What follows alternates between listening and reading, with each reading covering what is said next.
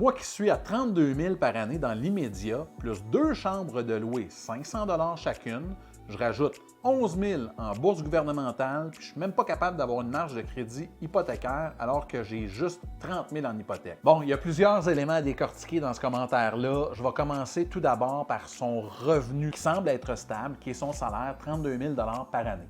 Évidemment, je présume que comme il reçoit des bourses, il est aux études, donc un 32 000 par année, c'est quand même un salaire correct là, pour quelqu'un qui étudie en ce moment. Ce 32 000-là de salaire annuel va devenir 2 666 par mois qu'on va pouvoir considérer pour nos ratios d'endettement. Vous le savez, les banques considèrent le revenu brut et non pas le revenu net. Donc, une fois les impôts enlevés, effectivement, vous avez moins d'argent dans vos poches, mais dans le contexte d'une banque, le calcul des ratios est toujours fait avec le revenu brut. L'autre affaire qu'il faut considérer dans ce scénario-là, c'est qu'il y a deux chambres qui lui rapportent 500 chacune par mois. C'est quand même un 1000 par mois de plus que lui a dans ses poches.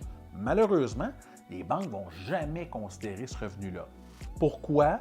Dans le fond, ça prend absolument deux adresses pour pouvoir considérer un revenu de location de la deuxième adresse. Si on a un triplex, exemple, on peut considérer deux revenus si on est proprio-occupant.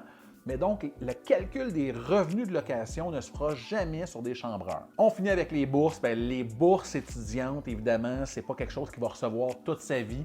Donc, peut-être qu'on pourrait obtenir des dérogations dans certaines banques pour pouvoir considérer les bourses, mais ça serait étonnant. Donc, grosso modo, ce qui est plate avec notre ami Frédéric, c'est qu'on peut juste considérer son revenu de salaire selon les banques. Par contre, moi, j'arrive quand même à un montant plus haut que ce que Frédéric dit dans son commentaire. S'il n'y avait aucune dette, OK, il pourrait probablement se rendre autour de 120 000 de marge de crédit hypothécaire qu'il pourrait obtenir, moins évidemment le 30 000 en hypothèque qu'il a, fait qu'autour de 90 000 de marge de crédit hypothécaire. La question que je me pose, c'est, j'ai probablement pas toutes les informations parce que lui, il s'est fait refuser. Fait que probablement que Frédéric a quelques autres dettes qu'il ne m'a pas mentionnées qui font que il n'est pas capable de se rendre aux 120 000 voulus. C'est là qu'on voit que des fois, on a la perception que les banques ils nous prêtent donc trop d'argent pour les moyens qu'on a réellement. Puis d'autres fois, comme dans ce cas-là, notre ami a beaucoup de sources de revenus supplémentaires à son 32 000 qu'il fait annuellement, mais on ne peut pas considérer ces revenus-là.